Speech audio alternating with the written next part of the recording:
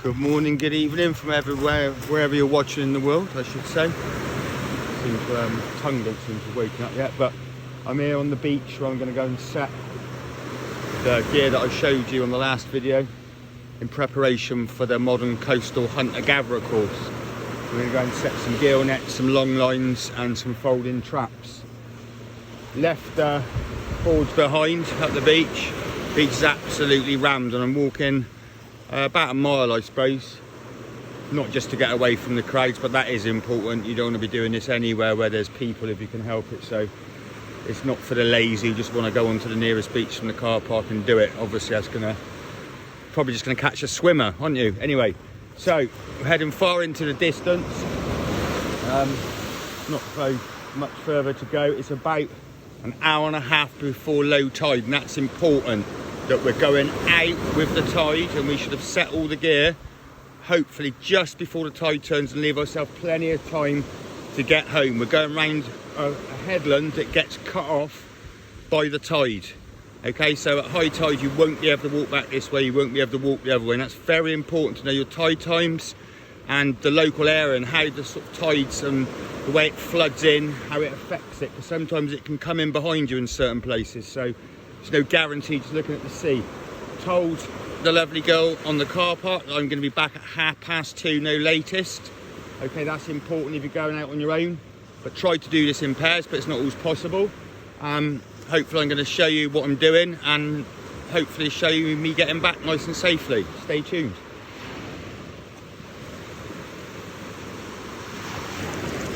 Put the camera back on. A gift from the gods.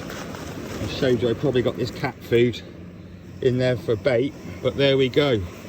Almost looks like a small cod, doesn't it? But I think it's a pollock. But yeah, it looks like a small cod. Pollock. So I'd say it's getting discoloured, but anyway, that is fresh.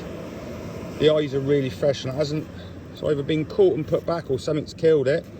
Don't know where it's come from, but it's just going to smell absolutely fresh. Gills are nice and clean. What a godsend. Always worth keeping your eyes open. So there we go, we've got fresh pot bait. How cool is that? Let's carry on.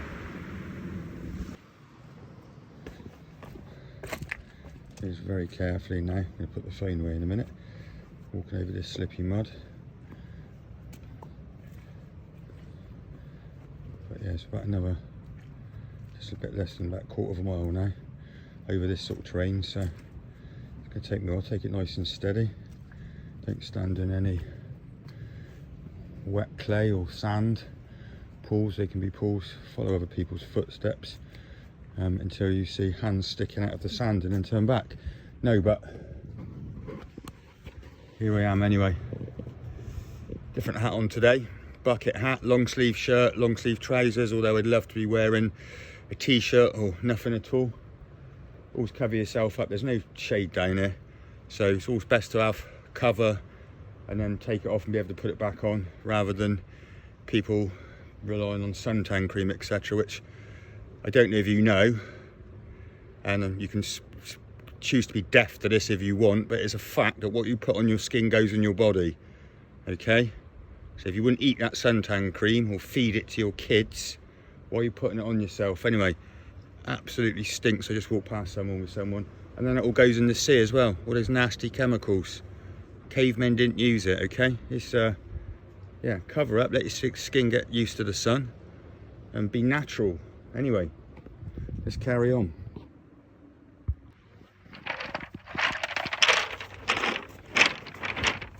Nearly there. Aiming towards the back of that reef, or the front of that reef right out in the distance. And that holds that water, which I spoke about on the last video. It's like a dry rock pool. But got our fish. Must have only been on the beach for, I don't know, half an hour now. It's absolutely fresh as hell. Don't know if I might eat it, but that's going to give us bait for the pots, and I'm going to use it for the long lines, I think. I'm going to put the pots down straight away, just in case we get some prawns while we're setting the gill net out. Then we can use live prawns on the hooks on the long line. But yeah, it's a process. It's not just simple as just getting everything out and putting it out. There's a sort of process to it which helps build on our resources, I suppose. But I'm not going to be here for very long. I want to get off this beach just as the tide's about to turn, really. So about 1:30. I don't know what time, didn't even look at what time it is now, but yeah, it's about an hour, I suppose. It's probably coming on for 12:30 now. We set off at 12 o'clock. But beautiful, nobody about. All you've got to do is walk a good couple of miles from the nearest car park and ice cream van. But let's get on with it. Plenty of work to do. And as always, safety first, so no rushing. Got to be careful how I walk, careful how I use my knife, etc. Careful not to get caught up in the net. Blah, blah, blah. Yeah, I don't know. It's one of those things where there's so many variables, I suppose. It keeps you on your toes, makes you always appreciate the plan's always changing. I could have got down there now and there could have been a cliff fall, and the way I wanted to walk onto the beach could have been completely blocked. Might have taken me an extra half an hour. So always allowing extra time, and always realising we're in a wild environment that changes frequently. The coast especially is changing overnight. You need one storm and the whole beach that you recognise will be completely different. Thousands of tons of gravel and sand all shifted overnight. Anyway, enough talking, let's get on with it.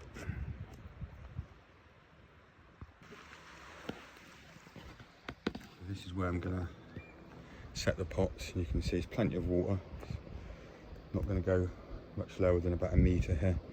What we've got is overhangs. Okay, these rocks are overhanging the water, like little caves, loads of them there, and that's what lobsters inshore like to live in. Anyway, obviously can't dry out, it needs to be somewhere that's always above the, below the low water mark. But this is a perfect sort of zone. Not gonna get many, well, I'm not expecting to get any big brown, what you call edible crabs, because it's a sort of landlocked pool. I know that doesn't make sense, but there is sand on amongst it, so it's not to say that a big crab hasn't got in there.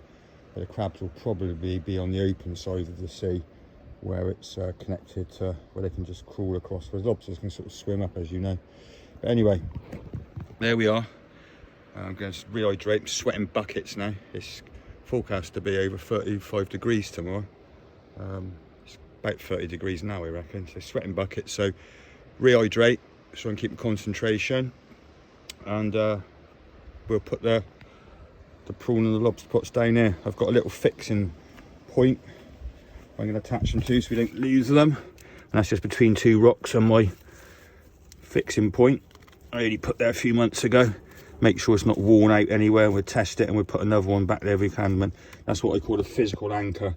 It's, it take the biggest storm in the world to move these stones, so rather than just have them placed out or tied to a stone, which they obviously can then be washed away, we don't want that. Try and find yourself a physical point, and I come back to this spot time after time. Anyway, a few paddle boarders out there, but no one else around. Anyway, let's get on with setting the pots. So just going to take this opportunity to explain tides, and we're down here on a spring tide, okay, and that's when the water goes in and out a long way. And just for Becky, hope you're watching this, we're going to use the Jaffa cakes, okay. So new moon, when you can't see it, when it's dark, big tide, spring tide, in a long way, out a long way, plenty of hunting territory. Full moon, which is what we're on now, big tides, lots of ground to go hunting on. Half moon, small tides, this won't get uncovered. Hope you like that, Becky.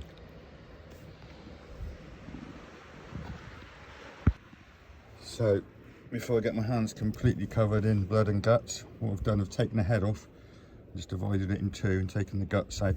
And the eyes are the first thing, as you probably see when you see a fish washed up on the beach, first thing that gets eaten. And if you can, you always want to display that eye on the outside of the pot, or so that it can be seen from the inside of the pot, both from the outside. And then the guts obviously break down really quickly, and we'll use those as well. And there's the prawn and lobster pots, the folding ones, and these are just collapsible. Cost about £5 to £10, get them on eBay, Temu, anywhere. They've got a little bait bag in there, okay. And it's very important that the bait is in between the doors, okay. Now the only thing about this being on the top here, if this sinks and this is on the top, the crabs and lobsters, whatever, will come to the closest point where the bait is. They won't go in through the door, and that's the only fault I'd say with these. Quite often I suspend it on a piece of string in between the doors, so it's right in the middle of the pot. But the only other way is to put a few stones in here when we put the bait in, and that will give it some positive or negative buoyancy and let it sink that way, so that's actually on the bottom, and that'll be good because that means I'll have to come in to get it through the doors. But yeah, most important thing is the bait wants to be just behind the door. I mean, I'd like it really to be about there, okay, right between these two doors. There's one entrance and there's the other entrance, but we'll give it a go. I might just put one way and one the other way, we'll see. Anyway, about to get covered in, well, not covered in blood and guts, but I might not be able to use the camera for too much longer, so I'll show you hopefully when I'm just going to get the gill net out. Stay tuned. So there's the gill net laid out on the rock. I've thrown the throwing line over. You can just see it went right over to just those stones sticking just out the water there. Looks like I'm going to have to get me kit off and get in there. It's going to be about, hopefully not waist deep. It didn't go quite as far as I wanted. I've had to move the net from where I originally wanted it, which was a little bit shorter across the pool there. It's just too much weed there, and all this frong weed as well. Looks a little bit like sea spaghetti type stuff. Easy way to imagine. I don't know if it is sea spaghetti. It's very similar to it. If not, I'm not going to go in looking at that. It's more of a problem to me than a food at the moment. There's too many other good seaweeds I'll show you at some point. But yeah, so over to that side of the pool. Got to walk all the way around there now, and hopefully this net will just come straight off the rock as planned. So wet we get. Gill net's out. Sort of went according to plan. Wasn't too deep. Stripped off, but it was only up to my knees. Put my clothes back on now. If you want to see the other video of me stripping off, go to my OnlyFans page. No, seriously joking, I haven't really got one, have I? That's what people say, those saucy people. Not that I watch saucy videos, by the way. But yeah, it's gone across. The other end looks like it's slightly hung up on one of the floats, and the rope's a little bit short there, so I'm just going to go back and use one of those spare bits of rope to extend that end. And all I've done on this end is found a rock that I could lash round and put the extra cord in a hank, and then bury it in a big pile of rocks there. But over just to extend into that gill net, and then it's on with the long lines. We've still got the fish over there for bait, which I'm going to use on the strips for the long lines, and rather than lay them along on the ground, which I sometimes do here, middle of summer, a lot of crabs around, probably just going to get all the bait eaten, so I'm going to try sort of vertically hanging them if I can. The best spot would probably be where I put the lobster pots, the crab pots, but we won't put hooks and nets and together for obvious reasons for tangles when we get them in. So maybe just another little spot if I can find a tying point and just suspend them sort of. They're only sort of 3 or 5 meters long anyway, so some of the hooks might be on the bottom, some hanging in mid-water, give us a fair chance of not being robbed by the crabs. Anyway, that's the plan. It's exactly now about 1:30, which is low tide.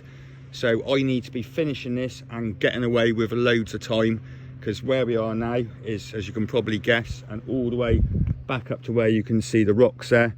So just above my head, I imagine, will be covered in water in about 4.5 hours. So hot tailing it, gill net's out, traps are set, just need to do the long lines, and it's back to the safety of the shore and hopefully an ice cream if I've been a good boy.